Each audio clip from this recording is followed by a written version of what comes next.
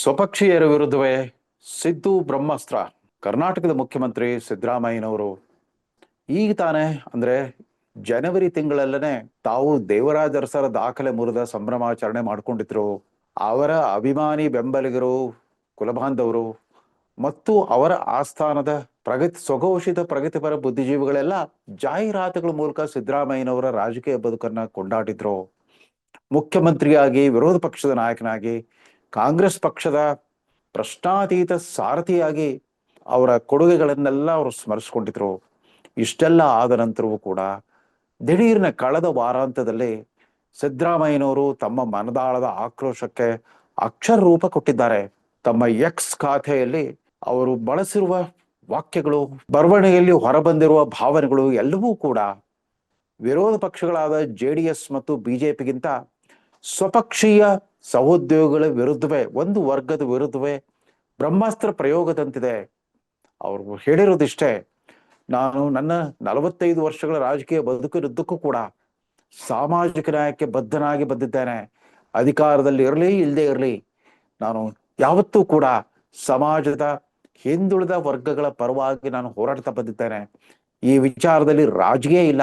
ಆದ್ರೆ ನಾನೊಬ್ಬ ಕುರಿಗಾಯಿಯಾಗಿದ್ದವನು ಮುಖ್ಯಮಂತ್ರಿ ಆಗ್ಬಿಟ್ಟನಲ್ಲ ಅಂತ ದ್ವೇಷ ಮತ್ತು ಅಸೂಯೆಯ ಒಂದು ದೊಡ್ಡ ಷಡ್ಯಂತ್ರವನ್ನೇ ನಡೆಸ್ತಾ ಬಂದಿದ್ದಾರೆ ಕೆಲವು ನಾಯಕರುಗಳು. ಈ ರಾಜಕೀಯ ಷಡ್ಯಂತ್ರಕ್ಕೆ ನಾನು ಹೆದರೋದಿಲ್ಲ. ನಾನು ಹೋರಾಟದ ಕಣವನ್ನು ಬಿಟ್ಟು ಓಡಿ ಹೋಗೋ ರಣಹೇಡಿಯಲ್ಲ. ಕಡೆ ಕ್ಷಣದವರೆಗೂ ನಾನು ಹೋರಾಡ್ತೇನೆ ಅಂತ ಅರ್ಥ ಬರೋ ಅತ್ಯಂತ ಕಟುವಾದ ಮಾತುಗಳ ಒಂದು ಸುದೀರ್ಘವಾದ ಹೇಳಿಕೆಯನ್ನೇ ಬಿಡುಗಡೆ ಮಾಡಿದ್ದಾರೆ. ಇದಕ್ಕೆ ತತ್ಕ್ಷಣದ ಪ್ರಚೋದನೆ ಏನು ಅಂತ ಹೊರಗಿನವರು ಸುಲಭವಾಗಿ ಊಹಿಸ್ಕೊಳ್ಬಹುದು. ಸಿದ್ದರಾಮಯ್ಯನವರ ಈ ಪ್ರಕಟಣೆಯ ಹಿಂದಿನ ದಿನವೇ ಕೊಪ್ಪಳದ ಒಂದು ಸಮಾರಂಭದಲ್ಲಿ ಪಾಲ್ಗೊಂಡಿದ್ದ ಅವರ ಪುತ್ರ ಡಾಕ್ಟರ್ ಯತೀಂದ್ರ ಅವ್ರು ಹೇಳಿದ್ರು, ನಮಗೆ ರಾಜಕೀಯ ಅಧಿಕಾರ ಬೇಕು ಅಂತಂದ್ರೆ ಹಿಂದುಳಿದ ವರ್ಗದವರೆಲ್ಲ ಒಂದಾಗಬೇಕು. ಹಿಂದುಳಿದ ವರ್ಗದವರೆಲ್ಲ ಒಂದಾದ್ರೆ ಮಾತ್ರ ಸಿದ್ದರಾಮಯ್ಯನವರು ಮುಖ್ಯಮಂತ್ರಿ ಆಗಿರ್ತಾರೆ. ಅವರು ಮುಖ್ಯಮಂತ್ರಿಯಾಗಿ ಮುಂದುವರೆದ್ರೆ ಮಾತ್ರ ನಮಗೆ ರಾಜ್ಯಾಧಿಕಾರ ಮುಂದುವರಿಯುತ್ತೆ ಅನ್ನೋ ರೀತಿಯಲ್ಲಿ ಮಾತಾಡಿದ್ರು. ಒಂದು ದಿನ ಮಗನ ಮಾತು, ಮಾರನೇ ದಿವಸ ತಂದೆಯೇ ಈ ರೀತಿ ಅತ್ಯಂತ ಉಗ್ರ ಸ್ವರೂಪದಲ್ಲಿ ತಮ್ಮ ಮನದಾಳದ ಆಕ್ರೋಶವನ್ನ ಹೊರಗಾಕಿದ್ದಾರೆ. ಅಂದಾಗೆ ಇದೇ ಸಂದರ್ಭದಲ್ಲಿ ದಿಲ್ಲಿಯಲ್ಲಿ ಬಿಡಾರ್ ಹೂಡಿದ್ದ ಉಪಮುಖ್ಯಮಂತ್ರಿ DK ಶಿವಕುಮಾರ್ ಹೈಕಮಾಂಡಿನ ಪ್ರಮುಖರೆಲ್ಲರನ್ನೂ ಭೇಟಿಯಾಗಿ ಬಂದಿದ್ರು. ಅದಾದ ನಂತರ ಅಸ್ಸಾಂ ಅಸೆಂಬ್ಲಿ ಚುನಾವಣೆಯ ಉಸ್ತುವಾರಿದಾರರಾಗಿದ್ದರಿಂದ ಗೌಹಾತಿಗೆ ಹೋಗ್ಬಿಟ್ಟು ಅಲ್ಲಿ ಸಂಸದೆ ಹಾಗೂ ಕಾಂಗ್ರೆಸ್ನ ಪ್ರಧಾನ ಕಾರ್ಯದರ್ಶಿ ಒಬ್ಬರಾದ ಮತ್ತು ಇವತ್ತಿನ ಹೈಕಮಾಂಡಿನ 3ನೇ ಆಧಾರ ಸ್ತಂಭವಾಗಿ ಹೊರಹೊಮ್ತಾ ಇರೋ ಪ್ರಿಯಾಂಕಾ ವಾದ್ರಾ ಗಾಂಧಿ ಅವ್ರ ಜೊತೆಗೆ ಕಾಮ್ಯಾಖ್ಯ ದೇವಿಯ ದರ್ಶನವನ್ನ ಪಡ್ಕೊಂಡಿದ್ರು. ಅಲ್ಲಿ ಅವರೊಂದಿಗೂ ಕೂಡ ನಿರಂತರವಾಗಿ ಒಡನಾಟ ಸಾಧ್ಯವಾಗಿತ್ತು. ಇವೆಲ್ಲವನ್ನು ಸೂಕ್ಷ್ಮವಾಗಿ ಗಮನಿಸ್ತಾ ಬಂದಿದ್ದ ಸಿದ್ದರಾಮಯ್ಯನವ್ರಿಗೆ ಎಲ್ಲೋ ಒಂದ್ ಕಡೆ ಸೂಚನೆ ಬಂದಿರ್ಬೋದು, ಹೈಕಮಾಂಡು ತಮ್ಮನ್ನ ಅಧಿಕಾರ ತ್ಯಾಗ ಮಾಡುವ ಒಂದು ಒತ್ತಡಕ್ಕೆ ಸಿಲುಕಿಸ್ತಾ ಇದ್ದಾರೆ ಅಂತ ಅರ್ಥವಾಗಿರ್ಬೋದು.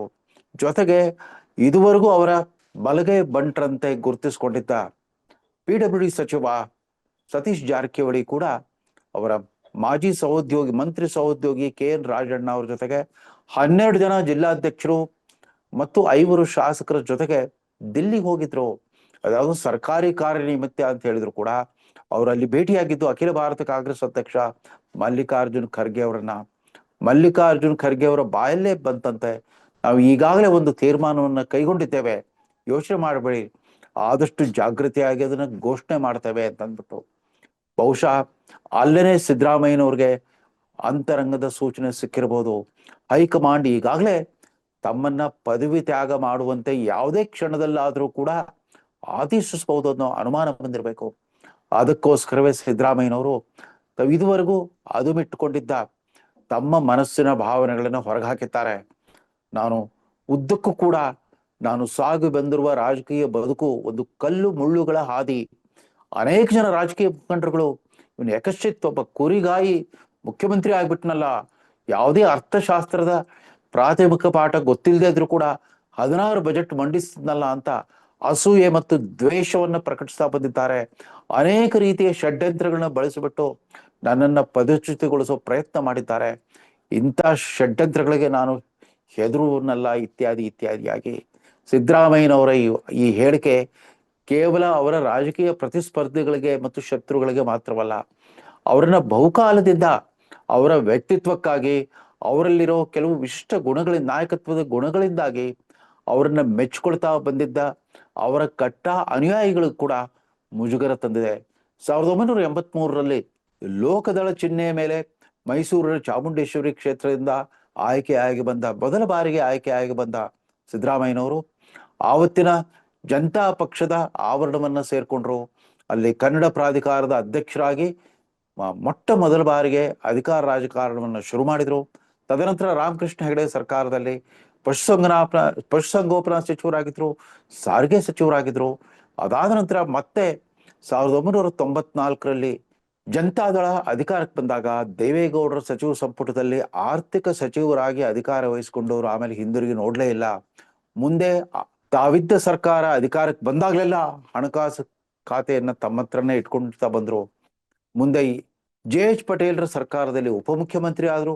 ಉಪಮುಖ್ಯಮಂತ್ರಿ ಸ್ಥಾನ ಮತ್ತು ಆರ್ಥಿಕ ಸಚಿವ ಸ್ಥಾನವನ್ನ ನಿರಂತರವಾಗಿ ತಮ್ಮ ಬಳಿಯೇ ಇಟ್ಕೊಂಡಿರೋ ಸಿದ್ದರಾಮಯ್ಯನವರು ಇದೀಗ ಬರುವ ಮಾರ್ಚ್ನಲ್ಲಿ ಹೈಕಮಾಂಡ್ ಅವಕಾಶ ಕೊಟ್ರೆ, ಅಂದ್ರೆ ತಮ್ಮನ್ನ ಅಧಿಕಾರದಲ್ಲಿ ಮುಂದುವರಿಸಿದ್ರೆ 17ನೇ ಬಜೆಟ್ ಅನ್ನ ಮಂಡಿಸಿ ಹೊಸ ದಾಖಲೆ ಬರೆಯೋದಕ್ಕೆ ಸಿದ್ಧತೆ ನಡೆಸಿರುವಾಗ ಅವರಿಗೆ ಆತಂಕ ಹೆಚ್ಚಾಗಿರುವ ಹಾಗಿದೆ.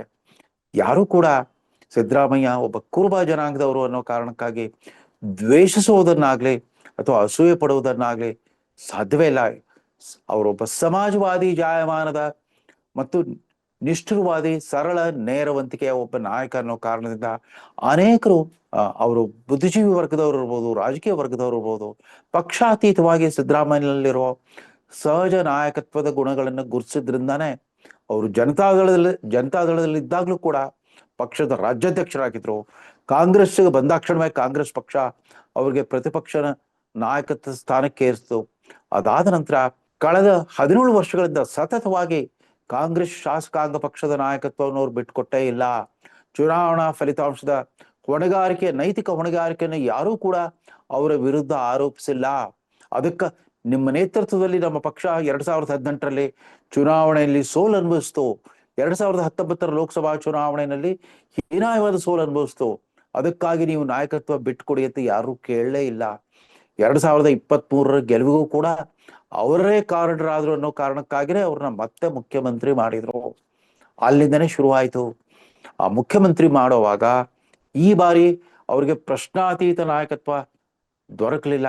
ಅವ್ರಿಗೆ ಒಬ್ಬ ಸಮಾನ ಪ್ರತಿಸ್ಪರ್ಧಿಯಾಗಿ ಮೂಲ ಕಾಂಗ್ರೆಸ್ಸಿಗ DK ಶಿವಕುಮಾರ್ ಅವರು ಮುಖ್ಯಮಂತ್ರಿ ಆದ ಮೊದಲ ದಿನದಿಂದಲೇ ಕಾಡ್ಲಿಕ್ಕೆ ಶುರು ಮಾಡಿದ್ರು. ನಮ್ಮಿಬ್ಬರ ನಡುವೆ ಒಳ ಒಪ್ಪಂದ ಆಗಿದೆ, 2 ವರ್ಷಗಳ ನಂತರ ಅಧಿಕಾರ ಹಸ್ತಾಂತರದ ಒಂದು ಒಪ್ಪಂದ ಆಗಿದೆ ಅನ್ನೋ ಅರ್ಥ ಬರುವ ಹೇಳಿಕೆಗಳನ್ನ ತಾವು ಕೊಡ್ತಾ ಬಂದ್ರು, ತಮ್ಮ ಬೆಂಬಲಿಗರಿಂದಲೂ ಕೊಡಿಸ್ತಾ ಬಂದ್ರು. ಅದೀಗ ಕಳೆದ ನವೆಂಬರ್ 23ರ ನಂತರ ಯಾವಾಗ ಸಿದ್ದರಾಮಯ್ಯನವರು 2 ವರ್ಷ 6 ತಿಂಗಳು ತಮ್ಮ 2ನೇ ಅವಧಿಯ 2.5 ವರ್ಷಗಳನ್ನು ಪೂರೈಸಿದ್ರು, ಆವತ್ತಿಂದನೇ ಒತ್ತಡ ಹೆಚ್ಚಾಗ್ತಾ ಬಂತು. ರಾಮನಗರ ಶಾಸಕ ಇಕ್ಬಾಲ್ ಹುಸೇನ್, ಚನ್ನಗಿರಿ ಶಾಸಕ ಬಸವರಾಜ್ ಮತ್ತು ಮಾಗಡಿ ಶಾಸಕ SC ಬಾಲಕೃಷ್ಣ ಇವರೆಲ್ಲ ಬಹಿರಂಗವಾಗಿ ಶಿವಕುಮಾರ್ ಅವರು ಮುಖ್ಯಮಂತ್ರಿ ಆಗ್ತಾರೆ, ಆಗ್ಲೇಬೇಕು, ಸಿದ್ದರಾಮಯ್ಯನವರು ಸ್ವಯಂ ಪ್ರೇರಿತವಾಗಿ ಅಧಿಕಾರ ಬಿಟ್ಕೊಡ್ತಾರೆ ಇತ್ಯಾದಿ ಬಹಿರಂಗವಾಗಿ ಮಾತಾಡ್ಲಿಕ್ಕೆ ಶುರು ಮಾಡಿದ್ರು. ಸ್ವತಃ AICC ಅಧ್ಯಕ್ಷರೇ ಬಾಯಿ ಮುಚ್ಕೊಂಡಿರಿ ಅನ್ನೋ ಸಂದೇಶ ಕೊಟ್ರು. ಯಾರೂ ಕೂಡ ಬಾಯಿ ಮುಚ್ಕೊಂಡೇ ಇಲ್ಲ, ಇದುವರೆಗೂ ಮಾತಾಡ್ತಾನೆ ಬಂದ್ರು. ಕಳೆದ 2 ವಾರಗಳ ಹಿಂದೆ ಗೃಹ ಸಚಿವ ಮತ್ತು ಹಿರಿಯ ಕಾಂಗ್ರೆಸ್ಸಿಗ ಡಾಕ್ಟರ್ G. ಪರಮೇಶ್ವರ್ ಅವರೇ, ಇನಫ್ ಇಸ್ ಇನಫ್, ನಮ್ಮ ಹೈಕಮಾಂಡು ಆದಷ್ಟು ಬೇಗ ಇದ್ರ ಬಗ್ಗೆ ತೀರ್ಮಾನ ಕೈಗೊಳ್ಳಬೇಕು, ಇಲ್ದಿದ್ರೆ ನಾವು ನಿರುಮ್ಮಳವಾಗಿ ಅಧಿಕಾರದಲ್ಲಿ ನಡೆಸಲಿಕ್ಕೆ ಸಾಧ್ಯವೇ ಇಲ್ಲ.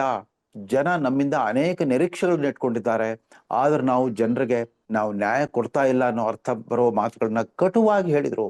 ಇದೇ ಮೊದಲ ಬಾರಿಗೆ ಹೈಕಮಾಂಡ್ಗೆ ನೇರವಾಗಿ ಆಗ್ರಹವನ್ನ ಮಂಡಿಸಿದ್ರು G. ಪರಮೇಶ್ವರ್. ಈ ನಾಯಕತ್ವ ಬದಲಾವಣೆ ಪ್ರಶ್ನೆಯನ್ನ ನೀವು ಆದಷ್ಟು ಜಾಗೃತಿಯಾಗಿ ಬಗೆಹರಿಸ್ತಾ ಇದ್ರೆ ಒಳ್ಳೇದಾಗಲ್ಲ ಅಂತ ನೇರವಾಗಿ ಹೇಳಿದ್ದಾರೆ. ಈ ಸಂದರ್ಭದಲ್ಲಿ ಸಿದ್ದರಾಮಯ್ಯ ಹೊರಗೆ ಹಾಕಿರೋ ಈ ಮಾತು ಅವರ ಬಗ್ಗೆ ಸುದೀರ್ಘ ಕಾಲದಿಂದ ಪ್ರಾಮಾಣಿಕವಾಗಿ ಮೆಚ್ಚುಗೆ, ನಂಬಿಕೆ, ವಿಶ್ವಾಸ ಇಟ್ಕೊಂಡು ಬಂದಿರೋ ಅವರ ಸಹವರ್ತಿಗಳಿಗೂ ಕೂಡ ತೀರಾ ಮುಜುಗರವನ್ನು ಉಂಟು ಮಾಡ್ತಾ ಇದೆ. ಇದೇನಿದು, ಇವರು ಅಧಿಕಾರವಿದ್ದಾಗ ಜೈ ಹಿಂದ, ಅಧಿಕಾರಕ್ಕೆ ಕಂಟಕ ಬಂದಾಗ ಅಹಿಂದ ಅನ್ನೋ ಸೂತ್ರವನ್ನ ಬಳಸ್ತಾ ಇರ್ತಾರೆ. ಇವರು ಜನತಾ ಪರಿವಾರದಲ್ಲಿದ್ದಾಗ ಬಳಸಿದ ಅಹಿಂದ್ರ ಅಸ್ತ್ರ ಪ್ರಯೋಗಕ್ಕೆ ಕಾಂಗ್ರೆಸ್ ಪಕ್ಷದಲ್ಲಿ ಅವಕಾಶವೇ ಸಿಗಲಿಲ್ಲ, ಅಥವಾ ಸಿಗದಂತೆ ಕಡಿವಾಣ ಹಾಕ್ತಾ ಬಂದವರು ಉಪಮುಖ್ಯಮಂತ್ರಿ ಮತ್ತು ರಾಜ್ಯಾಧ್ಯಕ್ಷ ಡಿ.ಕೆ.ಶಿವಕುಮಾರ್. ಇದೀಗ ಡಿ.ಕೆ.ಶಿವಕುಮಾರ್ ಬಣದಲ್ಲಿ ಒಂದು ಆಶಾಭಾವನೆ ಮೂಡ್ತಾ ಇರುವಾಗ ಸಿದ್ದರಾಮಯ್ಯನವರ ಬೆಂಬಲಿಗ ಶಾಸಕರು ಒಂದು ಗುಂಪು ಇತ್ತೀಚೆಗೆ ಸಾಮೂಹಿಕವಾಗಿ ವಿದೇಶ ಪ್ರಯಾಣವನ್ನು ಕೈಗೊಂಡಿದ್ದಾರೆ.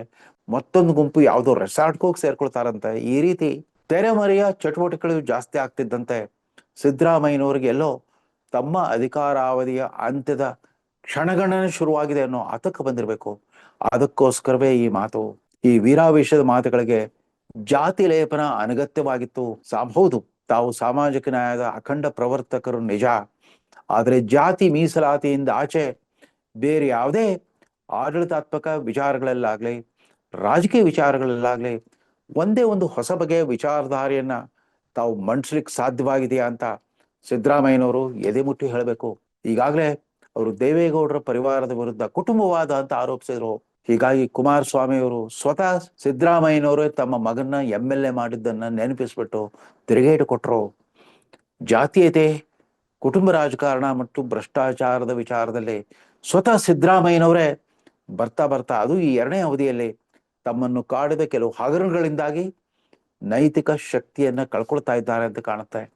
ಅಂತರಂಗದಲ್ಲಿ ದುರ್ಬಲವಾಗ್ತಾ ಹೋದಂಗೆಲ್ಲ ಆ ಜಾತಿ ಓಲೈಕೆ, ಜಾತಿ ಪ್ರಸ್ತಾಪ ಮಾಡೋದು ಸಿದ್ದರಾಮಯ್ಯನವರಂತ ಹಿರಿಯ ನಾಯಕರಿಗೆ, ಹಿರಿಯ ಮುತ್ಸದ್ದಿಗಳಿಗೆ ಶೋಭೆ ತರೋದಿಲ್ಲ ಅಂತ ಹೇಳ್ತಾ ಈ ಸಂಚಿಕೆಯನ್ನು ಮುಗಿಸ್ತಾ ಇದ್ದೇನೆ. ನಮಸ್ಕಾರ.